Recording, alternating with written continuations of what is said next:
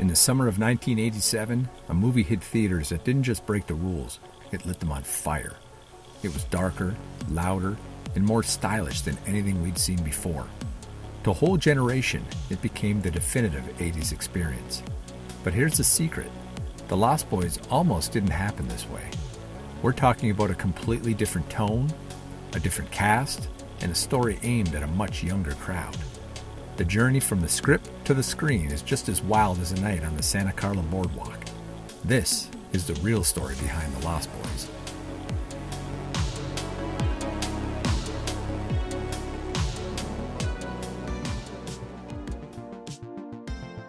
This is bite-sized nostalgia, your quick dive into the stories behind the icons, the moments, and the core memories of our youth.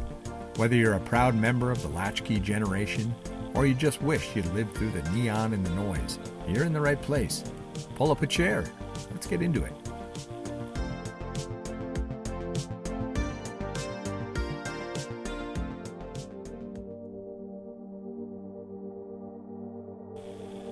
So let's start at the beginning, because this is where things get truly interesting. To understand why the Lost Boys felt so revolutionary, you have to remember what vampires looked like in the mid-80s. Before the leather jackets and the kohl eyeliner, Hollywood was treating vampires like a punchline. We had movies like Transylvania 65000, Jim Carrey and Once Bitten, films that leaned heavily into the campy, the comedic, and the downright silly. Vampires weren't dangerous. They were a caricature. They were capes and coffins and bad puns. When The Lost Boys finally hit theaters in late July of '87, the box office was dominated by a completely different vibe. We're talking about the summer of RoboCop, the high-stakes thrills of The Living Daylights, and the comedic juggernaut Adventures in Babysitting. The world was ready for something that had more teeth. But here's the kicker. The original pitch for The Lost Boys wasn't dark, it wasn't edgy, it wasn't even really meant for us teenagers. It was originally pitched as a much lighter story, a family-friendly adventure designed as a Saturday night popcorn flick. Picture it, the whole family piling into the car for the weekly trek to Blockbuster. You're wandering those neon-lit aisles, hunting for that one perfect rental. Then, the rush home. You're diving into your pajamas while Mom shakes a pan of Jiffy Pop on the stove.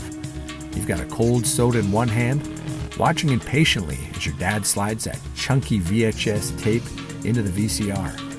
You just want those grainy trailers to end so the magic can start. So, the original thinking was something closer to the Goonies,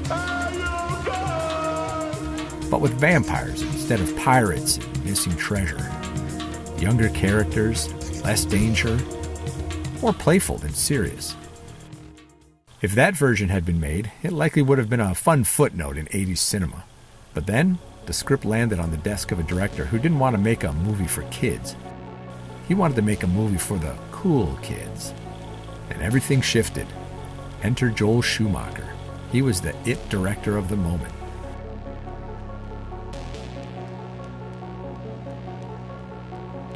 Riding high on the massive success of St. Elmo's Fire, he'd spent months wrangling the ultimate 80s icons. Emilio, Rob, Demi, you name them.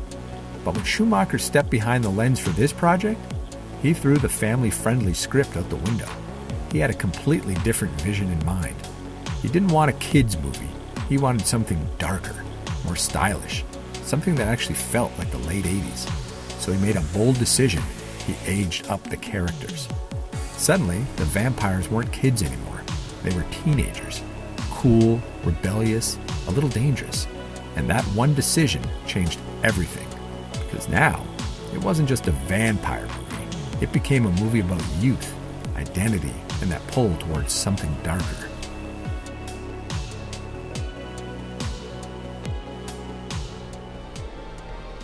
Then came the casting, and this is where things really came together.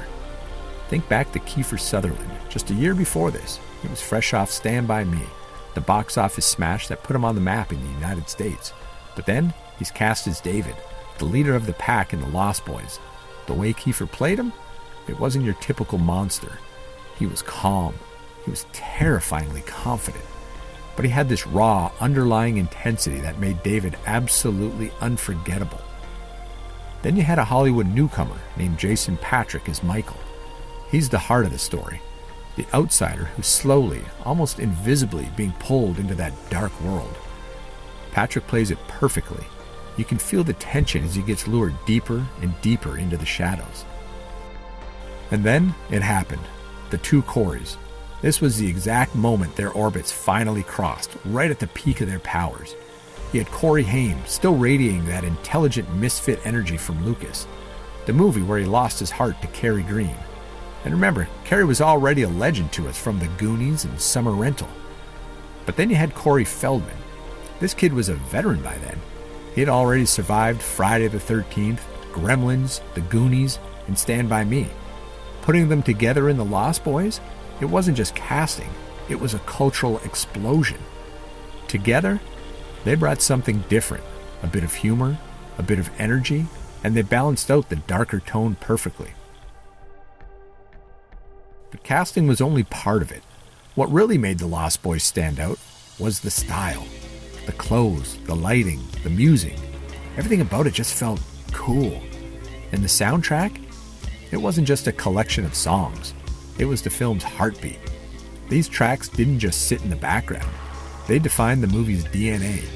You had the haunting gothic pull of Cry Little Sister, the raw shirtless energy of I Still Believe, and that eerie, perfect cover of People Are Strange. It's the kind of music that doesn't just play in a scene. It stays in your head for 30 years. It gave the film this energy that made it feel alive.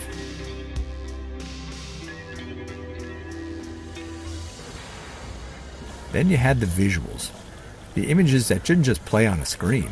They burned themselves into our collective memory. Think about the Santa Carla boardwalk at night. It was a neon-soaked playground where the air smelled like salt water, cheap popcorn, and just a hint of danger. It was the kind of place where it felt like anything could happen, and usually did. The flashing lights of the carousel, the crowd of misfits, the shadows stretching out past the arcade. It was the ultimate 80s danger zone.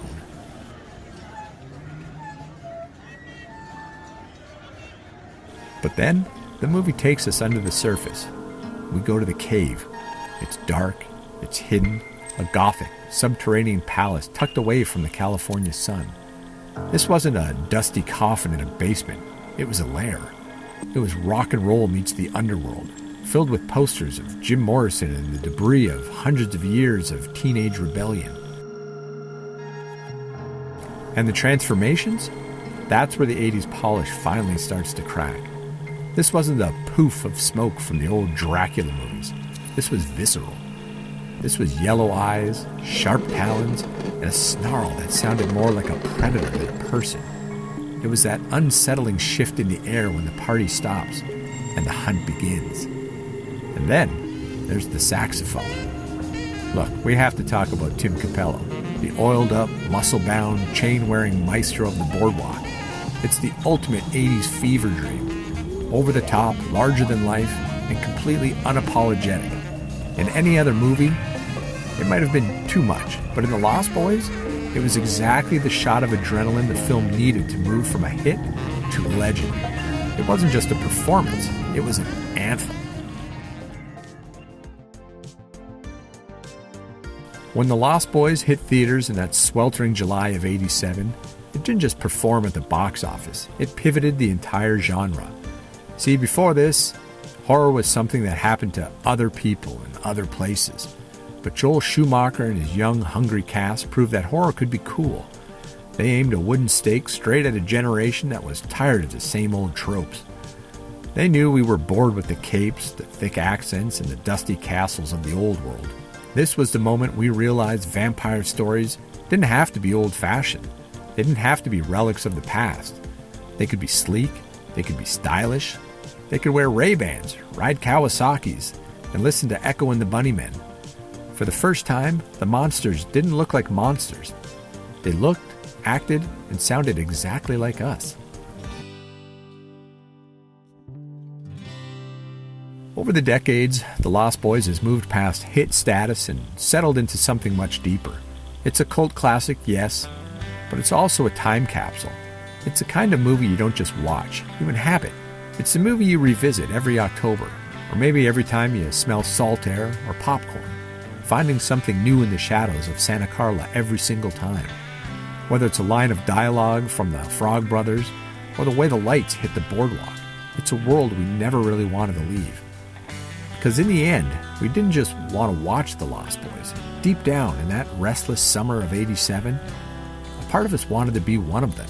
Forever young, forever cool, and always awake when the rest of the world was asleep. But here's the real secret of Santa Carla. If you look past the leather jackets and the eyeliner and the neon-soaked boardwalk, you'll see why the story still hits home 30 plus years later. It's because deep down, it was never really about the vampires. It was about that crossroads we all remember, that invisible line in the sand we all eventually had to cross. Think back to the summer where the world started to feel different. You were caught between two versions of yourself. On one side, there was the safe world, the predictable comfort of home, the cereal bowls and the cartoons. But on the other side, there was a world that was electric, seductive, a little dangerous.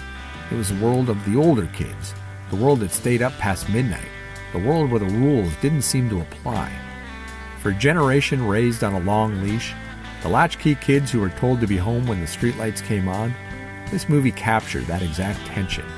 It's that terrifying, thrilling moment when you realize you're stepping into something you can't turn back from.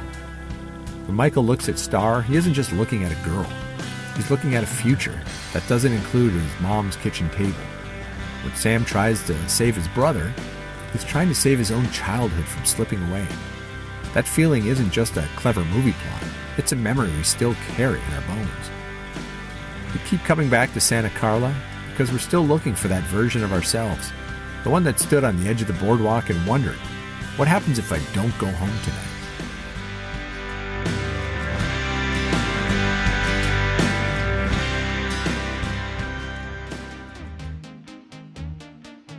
If The Lost Boys was your definitive summer of '87, or if you discovered it years later on a worn-out VHS tape, I'd love to hear your story. Head over to our socials and let me know. Was it the soundtrack, the style, or the shadows that hooked you? If you live for deep dives into stories that shaped us, make sure to follow us on Bite-Sized Nostalgia. We've got so many chapters from our childhood ready to roll, and I can't wait to share them with you. Thanks for listening and keeping the vibe alive. I'll see you in the next one. After all, it wasn't just a decade, it was a frequency.